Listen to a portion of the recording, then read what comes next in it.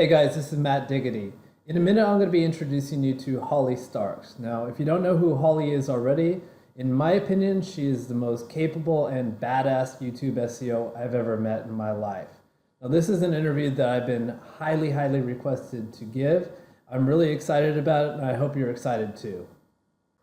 Hey Holly, how are you doing? Hey, how are you guys? Doing really good. Thank you so much for coming on. For everyone who doesn't know who you are already, can you go ahead and introduce yourself and maybe say your name, where you're from, and what is it that you do? Yeah, so I'm Holly Starks, also known as Holly Starks Cooper, and I live in cold-ass Wisconsin right now. It is like 1 degrees. I am, I guess, famously known for YouTube and being in general, backlink spammer, and that's kind of my claim to fame is YouTube. Mm-hmm. And before you got into YouTube, or let's go way back, before you ever got into internet marketing in general, tell me a little bit about your background. What is it that you did before this? Did you ever have a jobby job? Did you go to school? So about 12 years ago, I have 2 kids of my own, and so my husband worked at General Motors, and we had a really good income, so I didn't really need to have to work. I raised my kids. So I didn't actually have a job until I left my husband, and at that point I worked for a insurance company doing their data entry, making like, I don't know, it's like $7 an hour, something like that. From there, like I pretty much kind of bounced around to places because obviously you can't raise kids on like $7 an hour, but the highest income I ever made outside of internet marketing was like $8, and that was working for Rate Watch, which calls banks and asks for their bank rate. So I've had like maybe 4 jobs until I started doing internet marketing. Okay. And was SEO your first form of internet marketing? No. So my first form of internet marketing, I don't even think I'd call it internet marketing. I'd totally be calling it stuff that was absolutely illegal. But I did like bootlegging a lot. I was one of the first people that sold DVDs of TV shows on eBay. So the first series I ever put out was Married with Children on eBay, and I made, I don't know, it was like $20,000 in a weekend. It was crazy money. And then obviously that got shut down because I got a assistant, one of those orders that you can't sell them online. Cease and desist, yeah. Yeah. So I did that for maybe like, I don't know, like a half a year, and then I was like, yeah, this is super illegal. I couldn't do it anymore. Mm-hmm. Yeah. Okay, so when did you get first into SEO, and how did that happen?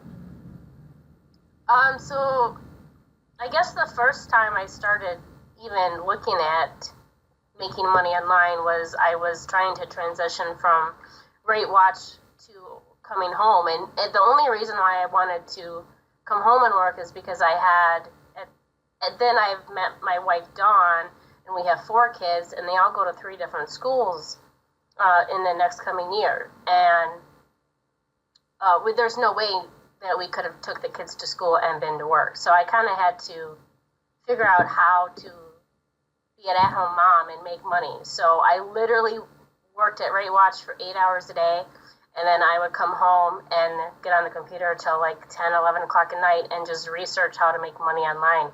Mm. And I went to forums. I went to it's so, excuse me. It's so funny, but I went to places like Digital, what's it called now? Digital Forum? Digital Point? Digital Point, yeah. Wicked Fire, Warrior Forum. Those were like the 3 places. Oh, Black Hat World. Those were the 4 places that I read for like, I think it was probably a good 6 months that I just read method after method after method. And I was like, that looks too hard to do. I don't have enough time to do this one. So I took in a lot of different methods.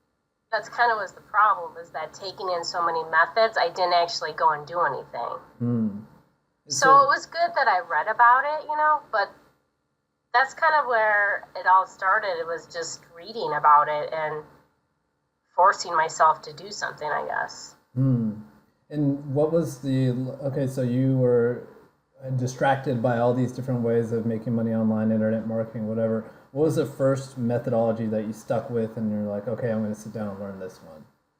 So the first thing was AdSense. I made a AdSense blog about Legos for girls. Oh, nice. And I bought the domain Legos for Girls, and I actually ranked it over Legos, like in a very quick amount of time.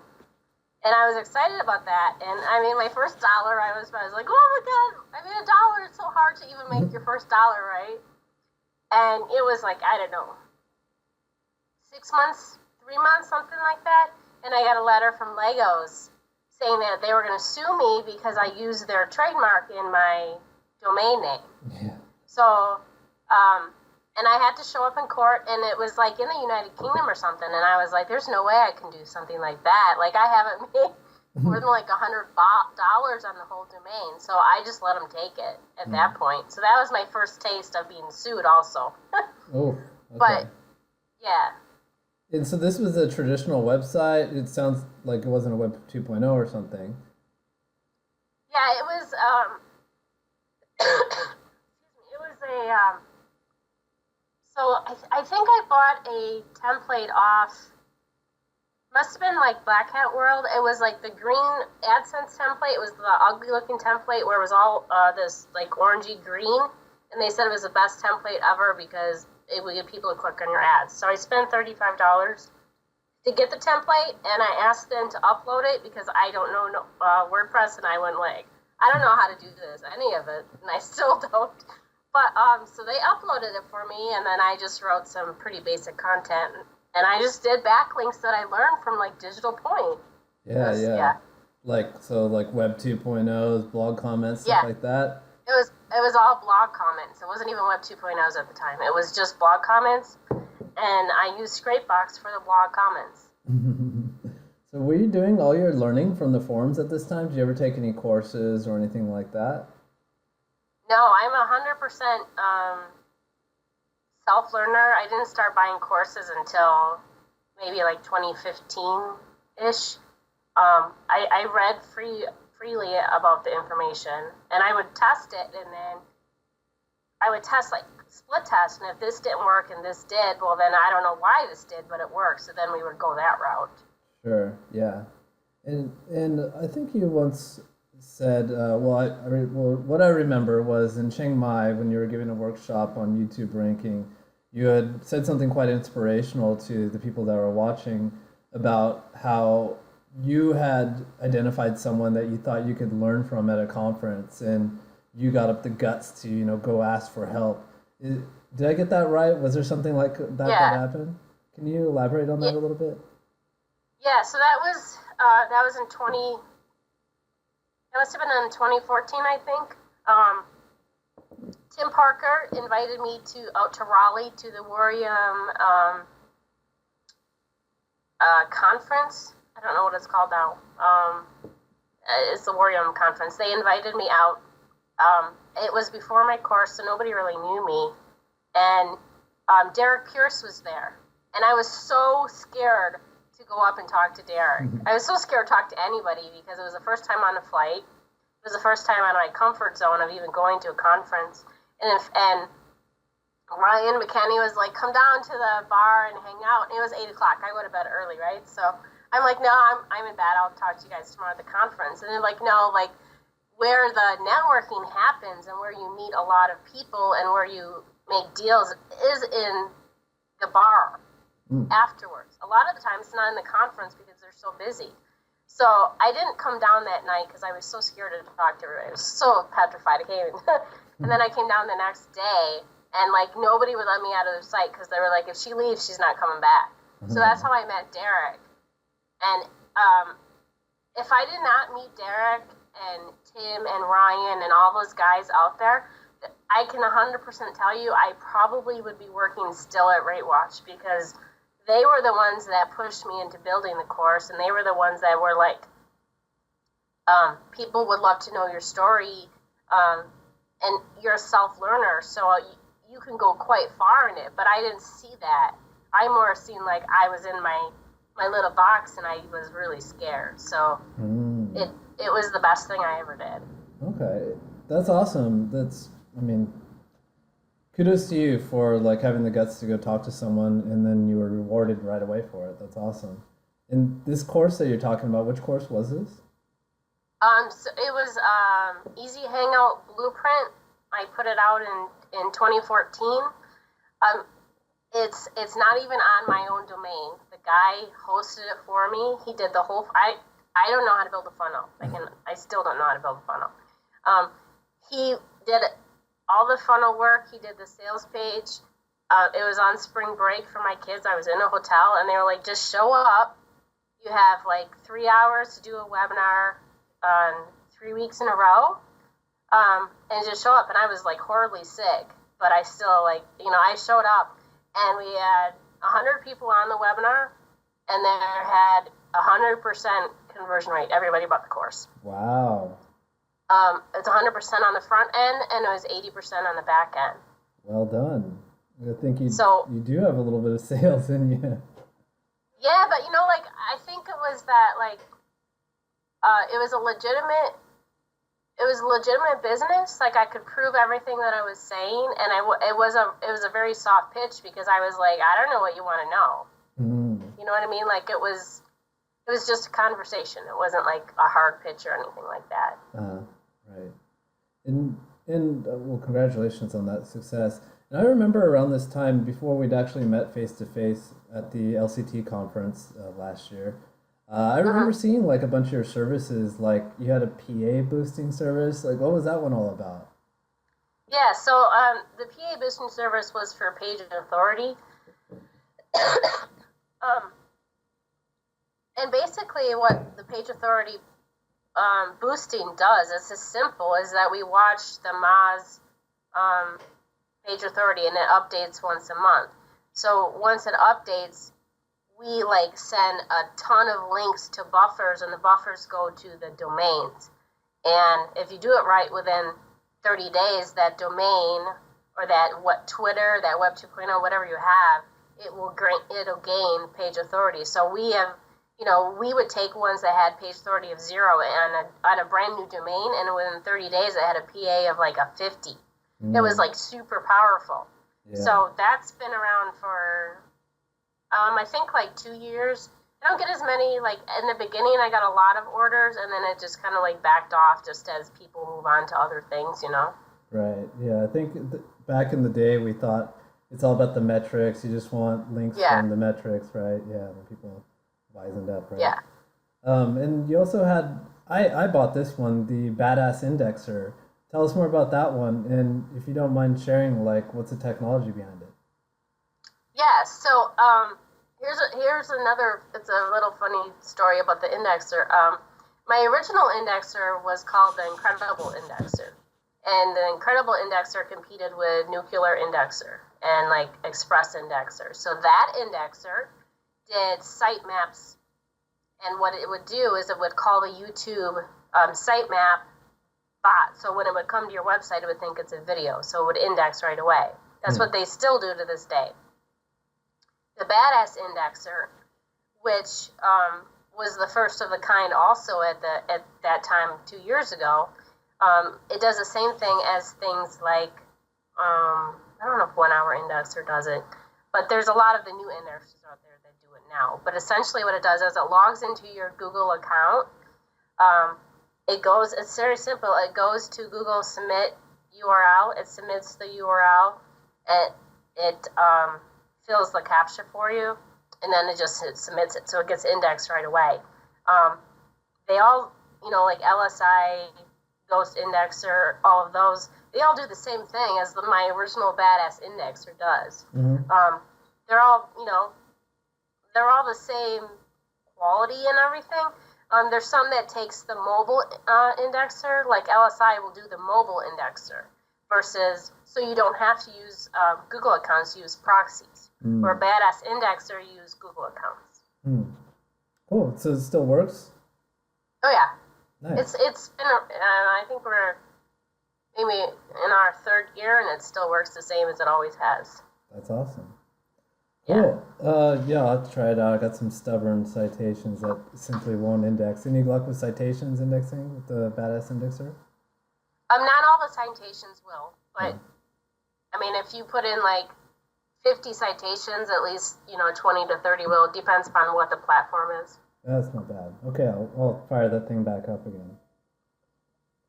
Cool. So we had talked about before, like back in the day, everyone used to hang out in the forums and whatnot.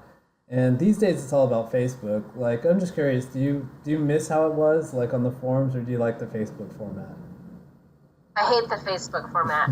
I hate it because I find that if I have my Skype on turned off, I can't even put it on the red do not disturb, but if I have it totally off and Facebook not open, I'm so way more productive.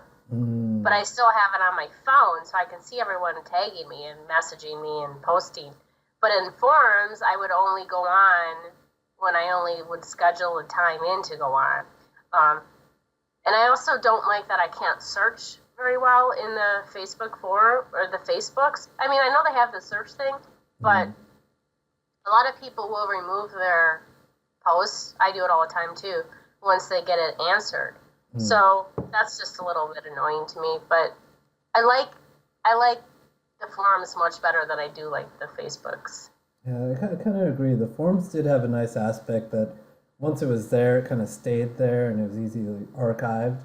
And Facebook, it's kind of like it's there for the week and then it's gone. Yeah. Yeah, I kind of agree. So, but where do you hang out? Which Facebook groups do you hang out in? So I've been transitioning from the traditional SEO to video marketing. So I've been trying to do more in the video marketing forums. But the main ones are you always see me in LCD. Wait, LCT? LCD. Yeah. What is it? Local client takeover, right? Yeah, LTC. Yeah. Yeah. LSD, yeah. Yeah. The proper PBN group. I'll bounce in there every once in a while. The video marketing ones I'm in, but I don't post as much as I used to, just because if I start posting, then people will start tagging me, which is okay, but it's like a bat signal to me because my phone goes off. You know what I mean? So it's a little bit. It's time consuming. So I'll do more of it on the weekends than during the week. I'm much more active on my Skype. I'm in the Skype groups. I'm in as many Skype groups as I can because it keeps the backlog of all the conversations. So if I'm working on something and I can't find something from 6 months ago that I knew that I wanted to remember, I can just search it a lot easier. Right. Yeah, that makes a lot of sense. Cool. Okay, so question. At what point did you realize that you were good at this internet marketing SEO type stuff? I still don't think like that I'm good. I just think that I get it, and I think anyone can do it if they just sit down and try to do it. I just think I don't really know why everyone likes me. I don't understand that part of it. Like, that kind of just blows my mind in a sense. Like, I'm good at video, but I always can like learn, and I can always get better at it, I guess. Right. I think that's a good stance to take. Now, I guess along the way, it wasn't all smooth sailing. Did you ever face any huge setbacks or anything like that? Yeah, so originally before I started YouTube, I had a huge PBN network of about 1,200 sites. I don't know if I had the biggest at that time or not, probably not, but I had like PR4, PR5, PR6s, and some PR7s. I spent a lot of money on it. I had 20 clients paying me, a good amount of money every month, and I had it for 6 months. And I finally decided to quit my job. That's where I quit my job, not because of YouTube, because of the PBN network. And I quit my job, and Dawn is someone who needs like stability. So we got in this huge fight about quitting my job because she was like, if Google could take you out, you know, you're going to be back in the same place. And I had a like, I'm untouchable type of attitude at that time. I still kind of do, but I've learned a little bit. And I quit one morning. I think it was 28 days later. One morning I woke up and 1,000 PBN networks or 1,000 PBN domains that I thought I made the right way were all de-indexed. Oof. So I lost, I don't know, it had to have been like $120,000. It was ridiculous how much I lost. And at that point, that's when I went offline, and that's when I really taught myself YouTube, because I had to figure out how not to get de-indexed and how I could still have clients and still make money. So that's where I went into the YouTube. So that happened in, I think it was 2013, and then in November of 2016 is when I lost my entire YouTube network, which was 3.5 million videos.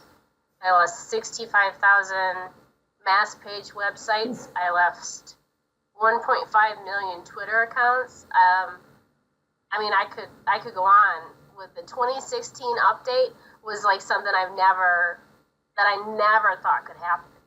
So that was probably the biggest back thing that hit me hard. Sheesh. And other than, I mean, obviously there's a financial impact from that, but how did that affect you emotionally, if you don't mind me asking? Sorry. So the one in 2013, that wasn't like too big of a deal, because I'm pretty resilient, and I knew I taught myself once, I could teach myself again. But in 2016, that happened in November.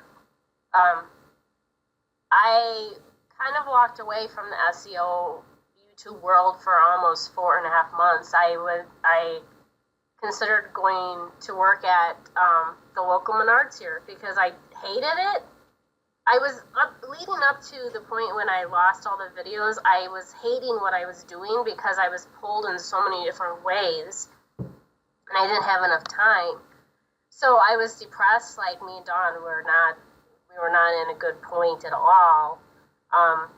I was ready to walk away from the SEO world, and the only reason why I came back is because we go camping every year in June, and I was like, either I'm going to reteach myself this again, and I don't know if I want to do it, and I'm going to do it entirely different way if I do, or I'm going back to work at Menards, and we're going to have to back off on buying so many of our little toys and going away on trips and stuff like that.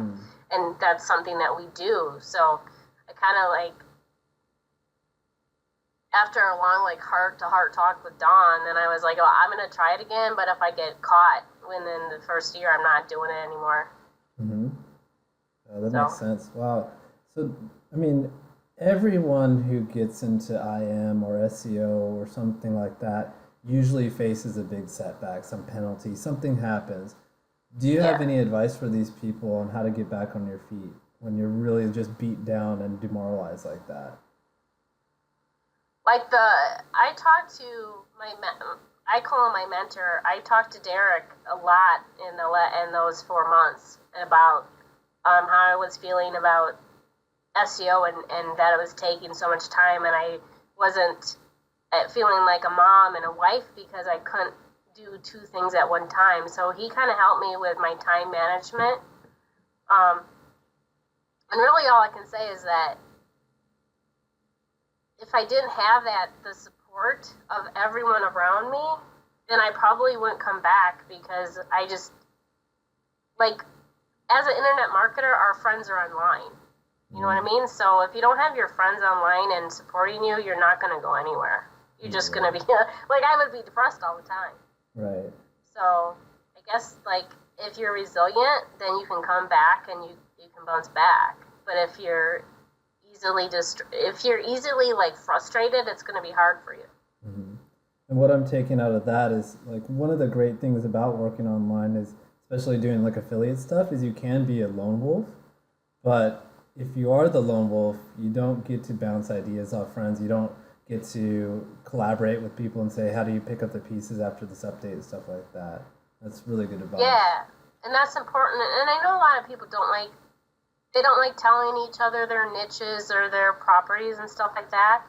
I think you just have to find that trusted person. Like I have Derek. Derek, I know would never go into my area, and I would never go into his area. So he's a trusted person for me. Right. Awesome. So, okay, so what I understand is the PBN thing went down. That was devastating. And then the next turn you took was for YouTube, right? That was like majorly devastating. That was like a 6-figure a month that went down to, I don't even know if I was 3 figures a month. When everything landed and everything was gone, the only thing I had left was my email list. That was it. Okay. Everything was gone.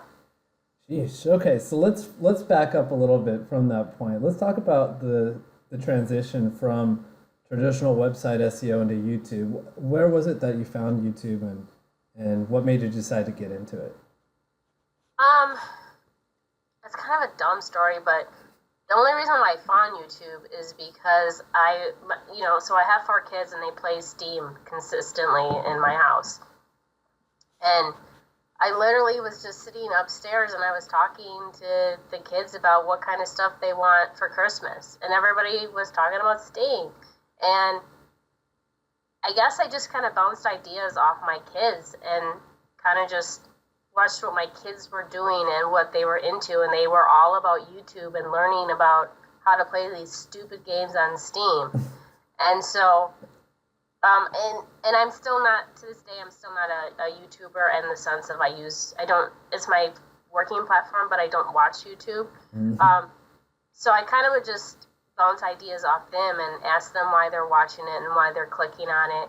So I kind of took the same aspect of what you would look at in a website to get a person to click on, and I did it in a video sense.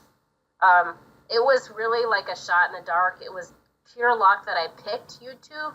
There was no reason why I specifically picked it other than that my kids were on it all the time. Hey, it worked out, and these kids know best. Yeah. So I know you're a humble person, but let's put that aside for a little bit because this is always fun, especially in with the capability you have on YouTube. Yeah. If you can share, and maybe you're done with the niche, so maybe you can share. Can you give some examples, some crazy terms you've ranked for in YouTube? Yeah, so if you follow me on Facebook, I hate it when people do this, but I do it too because I think it's funny. But so I'll put like teasers out there. So let me see. So I was doing a campaign before Chiang, must have been in October, and I love challenges. And somebody was like, "Holly, you can't rank for weight loss," and I was like, "This didn't, the last time you guys challenged me, I did it for under 3 weeks. So you really want me to rank for weight loss?" And they were like, "Yeah." And I said, "Okay, I rank for weight loss in 24 hours on YouTube." That's insane. And they were like, "There's no way. There's no way." I said, "Yeah. So I will give you the screenshot, but I'm not going to tell you what I did, because if I tell you what I did, then that hole will be filled, right?" Sure. So I ranked for Prove It. I ranked for weight loss, the weight loss, and then weight loss together. And then I ranked for supplement reviews in 5 hours on YouTube. That's insane. I wouldn't even go for those terms in normal search. Like, you're just never going to be, I don't know, WebMD on that kind of thing. That's insane. But it seems like YouTube is wide open. Did those rankings stick? They would have stick, but the reason why I ended up pulling it down, so I ranked for that, and then I did Fidgit Spinners also. So Fidgit Spinners was a little bit longer. It was like 8 hours. I was just going crazy because I'm like, I want to rank right away, right? So I took my screenshots and I pulled them down. The weight loss one I didn't pull down for almost 30-some hours because I thought I would get traffic. But the funny story with that is that I was linking to my Prove It page, and when you clicked on it, it went to a 404. So I didn't even have a damn link. I didn't have my link right. So yeah, so it was up there for 2 days, and I never got traffic. but to my proven site. So I took it down, and then I posted the screenshots. And if I wouldn't have took them down, I would still be #1 today. But I took it down because I knew people were watching what I was doing, and I didn't want the hole to be exposed, I guess. So even though I can rank within hours, I don't use that method very often because YouTube could close it, and I kind of use that method just as like the last resort type thing. Sure, that's your Hail Mary, so to speak. Yeah. Okay. Yeah. Got it. And wow, those are some crazy terms, and it leads me into another douchey question. And you can just say no if you don't want to answer it. I never like talking about money, but maybe we can dissect it down into like a bite-sized money question. What's the most payout from affiliate you've ever garnered in one day of ranking? So, we can do it in 3 different ways. So in 2014, I made an affiliate video network for this guy, and he was in Mexico and didn't know I did it. And he came back, and I ranked for my videos for every possible term. Every term. He ended up paying me $30,000 for that network. Sweet. In 2014. Nice. At the end of 2016, I was getting around 1,500 calls a month for lead gen.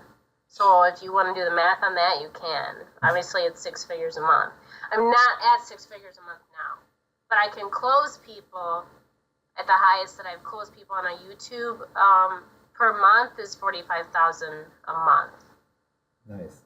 And that was a YouTube creator. So, I have people at 500 a month, and then I have people at 45,000 a month. It just depends upon like what I want to do with them and what they need. Mm-hmm. Okay, so and that's interesting. So you do affiliate and you do client with the YouTube stuff? Yeah. So I didn't do client for about 2 years because I didn't need to. Uh-huh. But when everything came down, I had to like get my income going again. So the only way that I could get my income coming in without Don killing me was taking back on clients. Sure. So my video club that I have, at the most I've had 40 people in the video club. It fluctuates because, I'll get a client in and I'll rank them in 2 weeks on YouTube for like 7 of their terms. Well, it's not their video, it's their client video. So their client fires them because I ranked it. And I'm like, well, that's what you hired me to do. Like, I don't dick around when I'm ranking, right? I rank you. That's my job. Right. So it kind of comes and goes. I enjoy some of the client work. I like working for myself, but I think I had too many eggs in one basket before, so I'm kind of spreading it a little bit now. Yeah, it makes complete sense. And that's a good segue for me to ask a little bit about the ranking. I won't ask you to get into the extreme details, but enough to get a beginner started if you don't mind. So The first question I have is like, if you're doing client video SEO, like you get the niche handed to you. That's what they want to rank. But what about affiliate? Like, how do you decide to go for Fidgit Spinner and stuff like that? Like, how do you do your niche research? So I go use the site answerthepublic.com. So you go to answerthepublic.com and you put your base term in. It will output the questions, and it'll alphabeticize the terms, and then keywords everywhere pulls in the volume from it. I export that list, and everything in that list I rank for. That's my keyword research. It takes me 7 minutes. Okay. That's it. The keyword research, is that for video search? Like there's keyword research tools for video volume? No, there's not.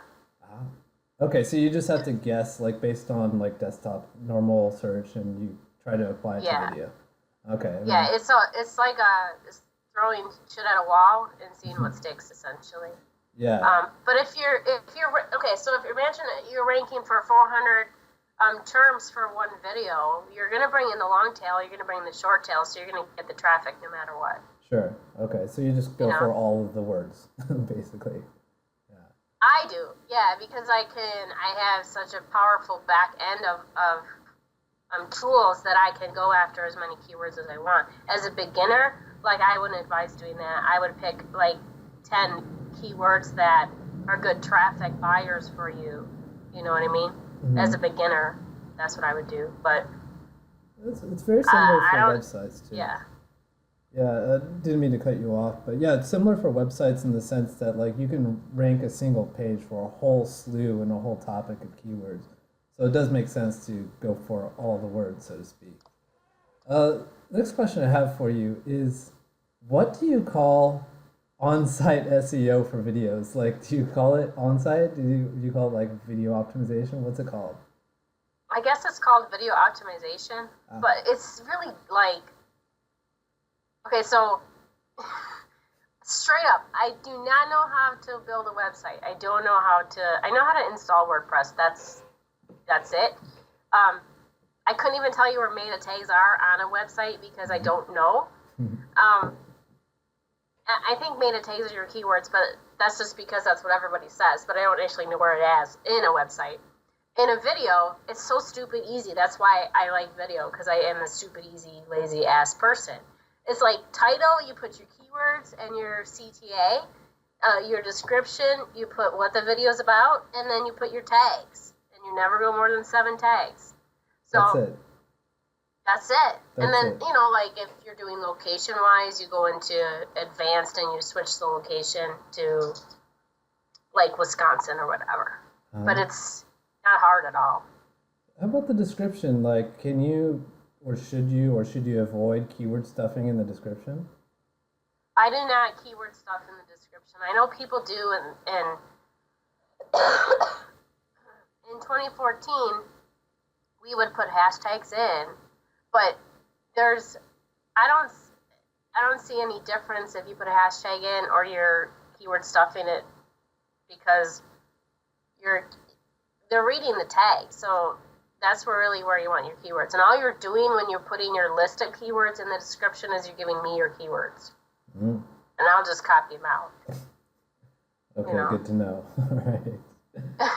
Yeah, okay, cool. That was a question from one of the people in the lab Facebook group when I asked them what kind of questions they wanted to hear. I have a bunch of those actually, but this particular gentleman wanted to know if hashtags do anything in the description. So thanks for clearing that up. Yeah. So what about for offsite SEO for videos? Do links matter?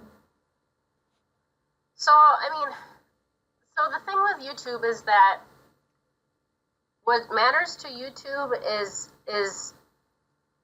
staying on your video and watching the video and not clicking off to another video. So your watch time is like huge. If your watch time, and the percentage wise, is like 50%, and your competition is 70%, your competition will win every time. So it's not about backlinks as it used to be. It's your first reason why you rank is your watch time. Your second reason is your engagement. Those are the two big things. So if you're getting engagement from your backlinks, you know, your backlink click into your video and they're watching the video, then that's okay. But if they're watching the video and they're there for 10 seconds and click off, YouTube is like, no, we don't want that. We want you to stay on YouTube. Can you define the difference between watch time and engagement? Like, would watch time just be they're watching a certain percentage of the video, and then what would engagement be? So engagement to us is like you're liking the person liking the video, the person staying on your video for 85% of the time, and the person leaving the comment. And then you go back and you heart their comment, and then you comment on their comment, and then they come back and they're like, oh, Matt left a comment on my comment, so then they'll comment back. So it's normal commenting and it's normal engagement, I guess, is what I would call it. Yeah, it makes complete sense. So number 1 is watch time, number 2 engagement. What would you say number 3 is? I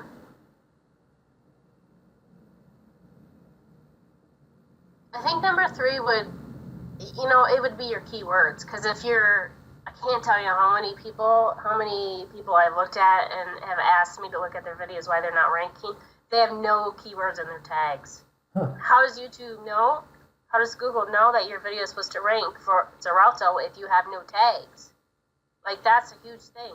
Yeah. So, but you gotta have your keywords in there. I think it's funny because probably these people are coming from website SEO where the meta keywords does nothing. So they just assume this is just something we can ignore.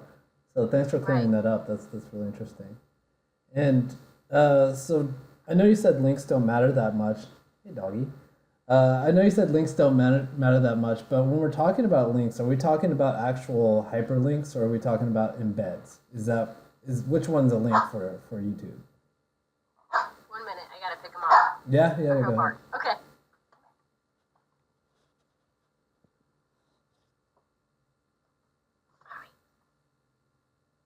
Sorry, he sits on my lap all day when I'm working.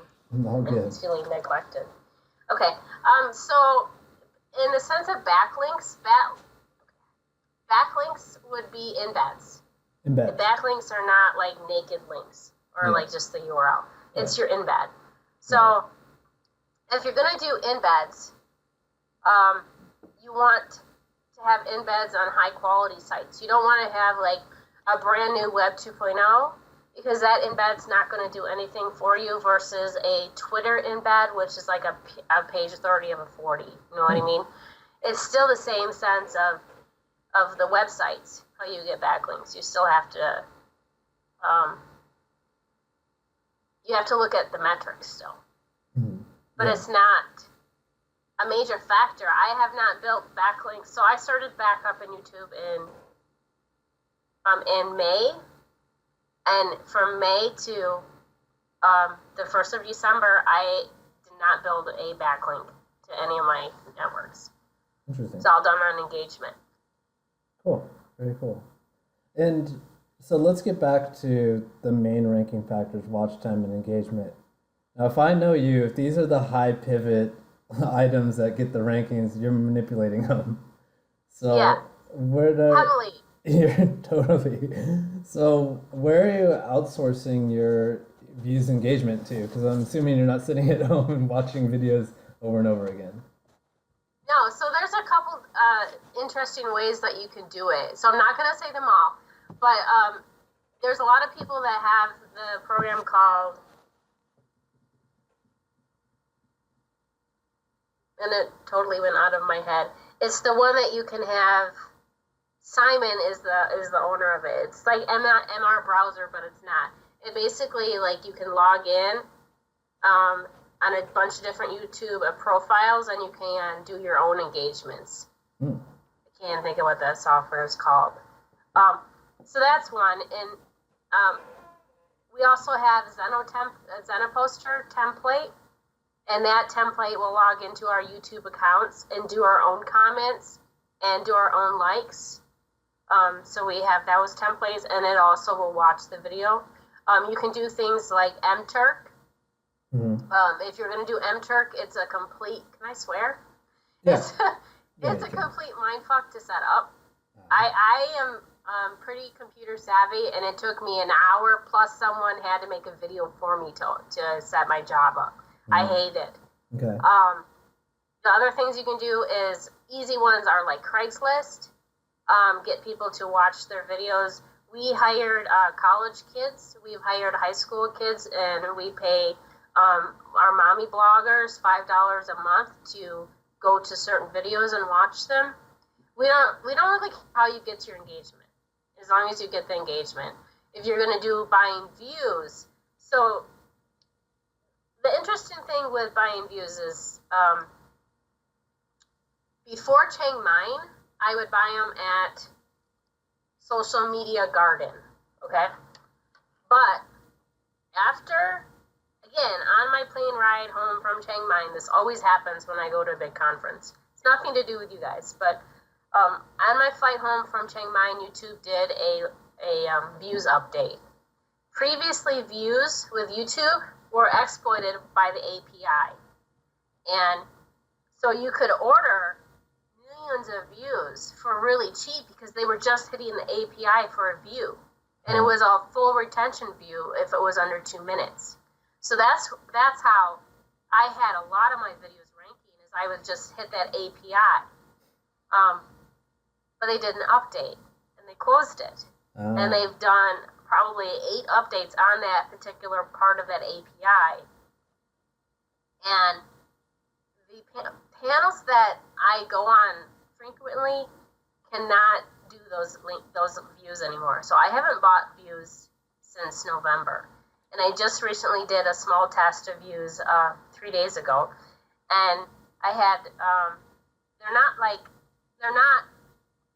they're actual real people. But the problem is that the views are coming in on ads. So somebody would go to a YouTube ad and they click on it, but you're getting redirected to like a Xaralto video when you think you're coming in on a cure cancer video.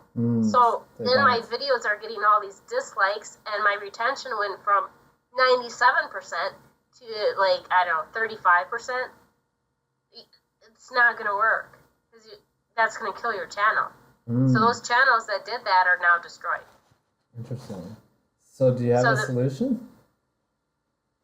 My solution right now is that I've sworn heavily at the people who who have decided to do that. And I said, it's okay that you are buying the ads, and that's how we're getting our views, but you have to have niche views, and you got to have niche ads, because they're getting the dislikes and the click-offs because they're not coming in on the right niche. Yeah. So I've had discussions with 3 different panels, and I'm like, if you can build a list up, I don't care if I have to wait 6 months for the views, but if you can build a list up, it's gonna be worth more. Sure. Your people, you know what I mean? Sure. So the views is not a good alternative anymore, unfortunately. All right. I mean, you can still take it into your own hands and hire family members and break out the M-Turk again if you have to, right? Yeah, but we would do 30,000 in day 1, 30,000 day 2, and then list the video day 3, and then it would be ranking right away. It's not, you can't do that. And I mean, you can't. I've tested it. Interesting. All right, so on the topic of channels, is it important to have a good YouTube channel? Is that your domain itself? Yeah, so a bad YouTube channel would be retention rate under 50%. A good strong YouTube channel is going to have retention of 85%. Your retention 85% is your pretty spot. That's where you always want to be at. That's that would be a video website on page 1 at number 1. It would be very hard for someone to come in and beat you. Okay. And is it worth it to buy an existing YouTube channel, or just build them from scratch? So we've been playing around with buying new channels and making the retention rate at 85% by buying views. That's what we were doing, but it's not. You can't do that now. So we have just recently bought 20 accounts from someone else, and their retention rate is at 60%. So we're going to try to build it to 85 and see if that's a viable situation or not. Should you ever abandon a channel? If the retention just sucks, should you just abandon it, or do you try to fix it? No. A YouTube account is cheap. It can be $1 to $35. And if your videos are sucking and no one's watching them, and you're getting dislikes and your retention rate blows, YouTube is not going to rank your video. You can try to fix it, but as much time and money you're going to put in fixing it, it's just dump it. Yeah. Yeah. It sounds like there's an analogy between YouTube and normal websites where the channel is your domain and the video is a page on the domain.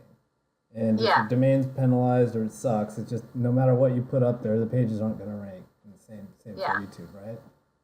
Yeah, I mean, I had that. I thought I had a pretty strong channel, and I put a Xaralto video up. And it should have been, if as strong as that channel looked, it should have been a number 5. And it was nowhere. It was number 30. And I'm like, what the hell? This is not normal for this channel. And then I pulled another channel with the same metrics. just a little bit different on the retention rate, but not that much. It was like maybe a 5% difference, and that video was like number 5. So I knew that other channel was shit. Huh. Interesting. And okay, so onto the videos itself, like, is there anything special you need to do for like really hard searches in YouTube, like that you wouldn't normally do? I think this is what you were talking about with the fidget spinner and stuff like that. I mean, there's only, like, most people aren't going to be like, I want to rank for weight loss, or they should be in the right mind. You know what I mean? Because they know it's going to take forever. So ideally, the reason you rank is because of your engagement. So if you want to come in and rank for 400 terms, it's not as hard as you think, because you're like, it's the same sense of a website. Like, if I have a video about blue shoes and I want to rank for green shoes and it's not in the tags, it's not going to pull it in, right? Sure. So your engagement, you have to force YouTube to pull it in. So on your engagement, you would have asked people to look for green shoes. And just based on that engagement, it'll pull, because that modifier of green, it'll pull that video in within 3 to 5 days. So YouTube is way easier to trick than Google is. You can still do it on Google, but we don't focus on Google because they have updates that annoy me, and I understand YouTube's updates. Like I get it. I don't get Google updates. I get YouTube. So that's why we focus there. But that was a little offhand, but sure. As long as your engagement is what your keyword is, you can rank your video for whatever term you want. Got it. Okay. So what would you say, like, for the beginners out there, what do you think is the biggest pitfall with YouTube SEO? Like, what's the biggest misconception that beginners fall into that you could clear up right now? Well, there's like tons of them. I mean, so I get pushback from SEO people all the time about YouTube, right? They say their conversion sucks. It's probably one of the biggest things is their conversions. Is if you put up a website versus a YouTube video, which one do you think is going to rank, or which one do you think will convert better? A website, depending on niche, will always convert better, right? So you have to get your YouTube person to watch your video as long as you can get them to watch, and then click off to go to a website, which is, it's an art. And if you don't know what the consumer is looking for, it's not going to convert. So, you have to have thumbnails. I've never done thumbnails before, but you got to have thumbnails now. Your CTA has to be strong. So now we are capturing emails and then we put them in an email funnel, which of course I don't write that because I don't know how to make a freaking funnel anyways. But that's kind of a big thing, is that people think is the conversions suck, but they don't suck. YouTube traffic is gold. It is absolutely gold if you know how to convert it. I was on a live stream this week of a guy who was selling his course. He had 180 people consistent through 4 hours. He sold at a $500 level for his course. He sold about 50 to 60 in that 4 hour span. Wow. From YouTube. And these are, I was reading all the questions and I was just like, it's like a gold mine for people who know how to convert it. That's the art, is learning to convert it, right? Interesting. Another big conception is like your face has to be on the video to make it convert. It doesn't have to be. My videos that I do, my face is not on it. It's a simple PowerPoint. I give people 3 tips. Say something like, I have acne, or I give you 3 tips how to remove the acne. If you want to find out more tips, go to this website. I capture your email, and then we send you 50 days of emails to get you to convert over to a product. Interesting. And do you do the voice yourself? No, I hate my voice, so I send it to Fiverr and I have someone do a Fiverr gig on it. Okay. All right. That's a good transition. I wanted to ask you because you said you're building millions of videos. What are you doing to scale? Like, are you using VAs first of all for helping with labor and stuff like that? So that was a transition for me from 2016 to 2017. I'm not doing millions of videos now. I'm doing so I'm doing national videos that rank for thousands of terms. Okay. So it's so for an example, like garage door repair, I would rank that one video for as many thousands of terms as I can in local cities. Sure. And it gets to be a huge job, but if you can, that's where you would come in with your backlinks and your Twitter postings and your IFT and get them posting for you, so you don't have to do so much engagement. Sure. And do you do this all yourself? Are you a one-woman show, or do you have like staff helping you? So previously I had high school kids working, but when everything went under, obviously I couldn't have my kids working for me. So that brought me up to the summer, and then it was just me. I just recently hired a couple of VAs who are in the States, who are building the landing pages for me because I don't want to build them. Yeah. And it's on GetResponse, and everyone's like, "Can't believe you're building these massive websites on GetResponse." But I'm like, I don't want to host anything anymore. I'm done with it, you know? Yeah. I'm totally like wiping my hands of Google as many places as I possibly can. And I don't want to I guess I don't want to learn the skill, and I'm being lazy. I don't want to learn GetResponse. So I hired a guy to do it. He makes landing pages, thank you pages, and he does all my email stuff for me. Okay. So cool. Awesome. There's 2 of us right now, or 3 of us. Another guy will be starting, but 3 of us. All right. And how many channels do you have right now?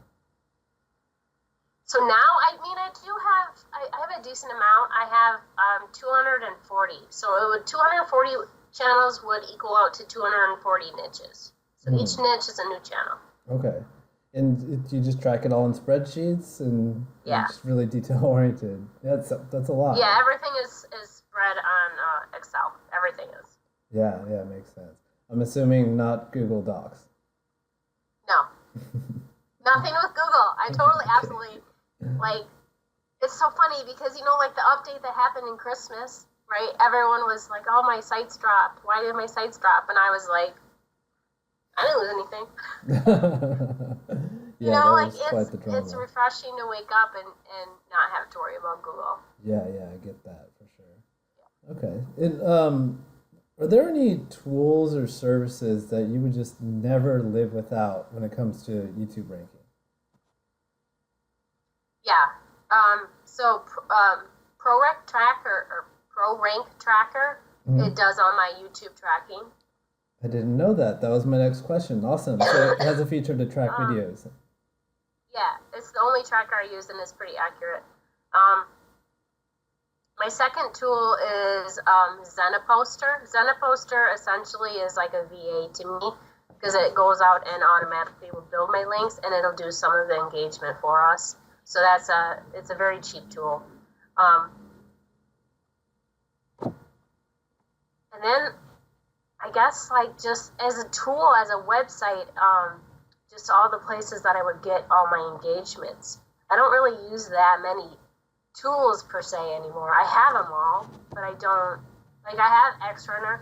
Xrunner I would use as profiles to the website or to the videos. But we're ranking on engagement once the engagement hits that wall, because even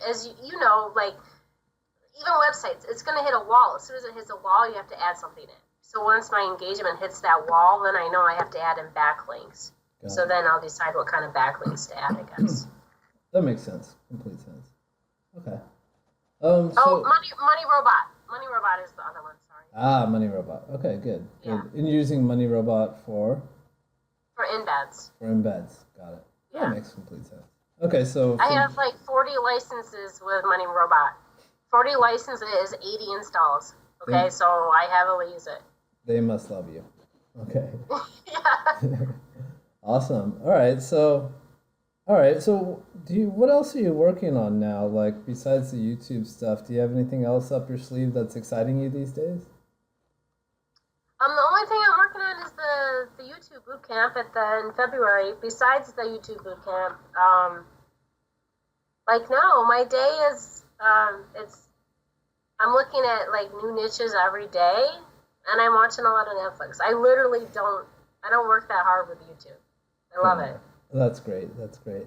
But Yeah. tell us more about the boot camp. This is what I've had a lot of people ask me about, people that want to learn from you. Um, so the boot camp is in Chicago in February. It's February 15th to the 18th. If you've never been to Chicago, like February is a great time to come here because you will be freezing your toes off. It's terribly cold here. But Nice. basically what I'm doing is you get homework leading up to the boot camp so everyone's on page. Like we all understand the basics of YouTube. It's like a boot camp. It's not a conference. So I teach and a couple other people teach, or I flew in, will teach YouTube how to build your channels the right way, how to rank your channels, how to do the right engagements, how to set up some of your campaigns. And then in the afternoon, you actually build what I'm telling you to do, because that way it's like instant ROI. And that way, if you have any questions, I'm right there to answer you. Versus like you're going to go home and 2 months from now, have you started it? You know what I mean? So it's all about like YouTube. It's all about YouTube rankings. There's a lot of tricks that I talk about that people don't know about that I don't normally talk about. I guess, it's 3 days of YouTube. That's awesome. And I heard you say that you were keeping it kind of intimate so you can keep your secrets contained. I think that's a wise move. Yeah, the room is only set for 30 people and we only have 10 spots left. Okay. And so, 2 price points, 2,500 is standard, 5,000 is the VIP. And I did the 2,500 thinking like that way the newer people could come in and get kind of a taste of it. It actually like backfired because I have almost everyone coming in at the VIP, which I didn't actually want that at all. But that's what's happening. Yeah, this is the internet world. We're all spoiled, so that's like the same thing with the Chiang SEO conference. All the VIPs gone and like 2 standard tickets sold, and then the standard tickets sold. Yeah, so yeah, I feel you on that. I'm happy with it, and people who do courses, and people who are trainers are not coming because I can't afford to have the information out there. So I've had people say, like, can I come? I'll sign a non-compete, and I'm like, but you have courses, right? And they're like, yeah. I'm like, yeah. I'm sorry, like you're my friend, but you're not coming. I can't. Like this is where I make the money, and this is, it's a big deal to me to let it out. You know what I mean? So. Yeah, well, congrats to the people that make it to the boot camp. That it'll be good. Amazing value. Awesome. Yeah. Okay, cool. So, on a personal level, like, tell us more about like what you do in your spare time. Are you into books? You're into Netflix. Do you like? Yeah. Yeah, and I think you like watching sports. So tell us about that a little bit. Yeah. So I'm a huge Wisconsin sports fan. So I watch the Packers every Sunday. In fact, when I was in Chiang Mai, they played on that Sunday, and I set my alarm for like 1 a.m. to get up to watch the Packer game. Where'd you watch it, on your computer, or did you go to like a sports bar? No, I watched it on my computer. Okay, all right. Yeah. But I don't go to the games in Wisconsin because it's so cold. So the places that I will fly to for the conferences, I'll make sure that if there's a game there, that I go to the game while I'm there. And I always take my client so I can use that as a write-off, right? So, we go to March Madness games. We go to anything that's Wisconsin related. Right. Besides that, we camp from June to the end of August. That's amazing. Our camper is literally 7 miles from our house, but like it doesn't have, our dogs are not there because Jan is here with the dogs.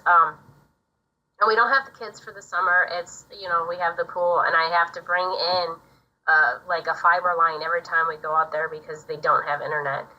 So the internet for me to go out there is super expensive, but I have to watch Netflix out there too. That's awesome. That's a long stretch camping. It sounds amazing. It sounds like a lot of fun.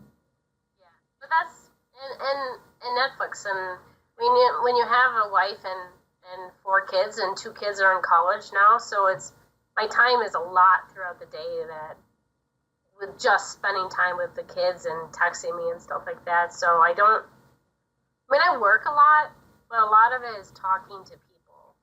Yeah. It's not like my YouTube structure. I have it, a lot of it just in the systems, so I know what I'm doing on that day. And I always know what I'm doing, 3 months ahead of time, because then I have to schedule things out like that. Right, makes sense. And this is a weird question, perhaps, but what's your ultimate goal with all this hard work, or sometimes hard, sometimes not? But what's your ultimate goal with this? Like, do you have a number in your head where you're just like, enough's enough? Like, now I feel like I'm just gonna let it be? No, I get bored easily, and I like to learn new things. So, I'm trying to stay very focused on just YouTube and not like do things like mass pages anymore, or learn ads, because that's something I want to do. But I know I'm too competitive to do ads. I would blow my budget, right? I don't have a number where I would stop on my niches. I do have, like plans of leaving Wisconsin in 3 years and moving probably to San Diego, where it's warm. Because as we age, it gets colder here too. But business-wise, like, I had intentions of making a massive agency with all of my high school and college kids last year. Kind of changed that just because of everything that I lost. I'm just kind of, I don't want to go the route of being an agency, and I don't want to go the route of having to rely on Google, I guess. Sure. So I am kind of like up in the air on where I want to go in the business now, just because I know I want to stay on YouTube, but I don't know, like, I don't know which way I want to go. I enjoy speaking, but I also enjoy the SEO world of it, of the SEO world of YouTube, I guess. Yeah, it's exciting. And if you like to learn new things, interesting thing about this industry is we can stay focused on this thing, YouTube SEO in general, and it's just going to change. We're going to be learning new stuff anyways, just by default. That's good. Yeah. And there's always, like with YouTube, there's so much traffic, and there's so many different niches that you cannot like run out of things to do on YouTube. Like every day I send a guy a list of 10 niches that I want to go in, and I have him do the follow-up on some of the stuff, like finding affiliate products and stuff like that. So I'm kind of like pretty comfortable with just not stretching myself as far as I did before. Yeah. I'm not like in the end of 2016, before I lost my YouTube empire, I was like, that 6 months of time, I hated YouTube. I hated Google because I was like doing mass pages, and I was doing so much with Black Hat that I had to worry about stuff. And now I'm very super focused on YouTube and not doing I wouldn't consider anything that I'm doing as very Black Hat anymore. Interesting. Good. So, all right. In closing, let's close up pretty soon. The next question I have for you is, do you have any advice for like beginner YouTube SEOs that just want to get started? They're inspired by you. They want to do something like what you've done and get into ranking YouTube videos. Any advice for these folks? So the best advice I can do is to find a YouTube mentor and follow them And when I say follow them, whenever they do a live video, watch the live videos. Whenever they do a video upload, watch them. Watch how they do the CTAs, because the CTAs matter. And follow their funnel in and sign up for their, if you fund someone and you know it's their channel, but they're not their name. Like, I'm on a ton of people's lists from YouTube to see how they're promoting it. Even if I don't know them, I watch their channels. Mm-hmm. So I think a big stepping stone is just start making your videos and uploading them, because they're not going to be perfect. Sure. And you don't want perfect videos, because perfect videos does not convert. A legitimate video of someone laughing and screwing up or saying a word wrong or like sneezing in the middle, whatever it is a more legitimate video. It's going to convert, you know? It's more believable, huh? Yeah. Right. Yeah. That's really good advice. That's awesome. Okay, very cool. So where can people find out where you hang out? Where can people find you, learn more about you on Facebook, Twitter, or whatever? So I'm going to be starting, is the Monday, is that the 6th? I think it's on Monday. On Monday, I'm starting a 100-day challenge. So the 100-day challenge is 100 videos in 100 days. And I'm going to be doing reviews of different softwares that I use that help me along the way. So one of the first things I'm doing is Money Robot. So Great. If you want to follow me on my YouTube channel, just look up Holly Starks, and it's my YouTube channel. The second place is obviously on Facebook. If you just look up Holly Starks and friend me. I'm actually really close to my 5,000 friends. So if you're going to do that, you better do it before I go over that. First world problems. Okay. Yeah, right? So those are the two places. And then my Skype, and I don't have a problem giving my Skype out. It's Greenie12322. So Greenie12322. And, I talk all day on YouTube about, I'm talking all day on Skype about YouTube. So you can connect with me there too. Awesome. And where can people find out about the Bootcamp if you haven't filled up by the time this goes live? So for the Bootcamp, the best place to find me is send me a message on Facebook. We have 10 spots left, and I know 2 of them are just waiting on payment, so we'll probably be down to 8. Mm-hmm. But yeah, we would love to have anybody to come who wants to come. It'd be great. Mm-hmm. Like Matt, you should come. I thought you said you don't like people that have courses or teach that teach things. Oh, shit fire, you're right. I might. Okay, so because Jonathan's coming, PBM Butler. Okay. And he has courses, but I think he's like a safe person because he doesn't put out training classes. Or maybe he does, I don't know. But I asked him to come. All right, Jonathan, that's cool. You're safe, but I'm not. I hope you enjoy it, buddy. All right, no, it's no worries, but I might crash it if I find out where it is. So, okay. Anyways, Ollie, thanks so much on being an open book. We've gone through a lot. We've gone through what you were doing before SEO. We've talked about your ups and your downs, and you gave away a lot in terms of ranking. I know people are going to be super happy with this interview. So again, thank you so much. Yeah, thanks for having me on. I always enjoy talking to you, and I'm still looking forward to Chiang Mai next year. When it's nice and warm and not cold here. Right. Yeah, and I have a question for you. That leads me into something. Here's a surprise question for you. Would you be interested in presenting and being a presenter at next year's Chiang Mai SEO conference, or this year's Chiang Mai SEO conference? Is it the same time of the year? It's late October. Late October. So it would be definitely a yes. I definitely would have to just know way ahead of time just so that I can have the kids organized. But yeah, that would be super. And anyone who's watching this video, it was an amazing conference to go to. And my level of business just from going to the conference easily went from my level of business is pretty high, is right here. And it went straight up the ladder. It was the best thing for business. So it's definitely one that I would make it to every year. Thanks so much. I really appreciate that. So after this, I'll look at the dates and I'll let you know, and we'll see if we can get you there. We'd love to have you. Yeah, that'd be awesome. All right. Again, thanks again so much, Holly.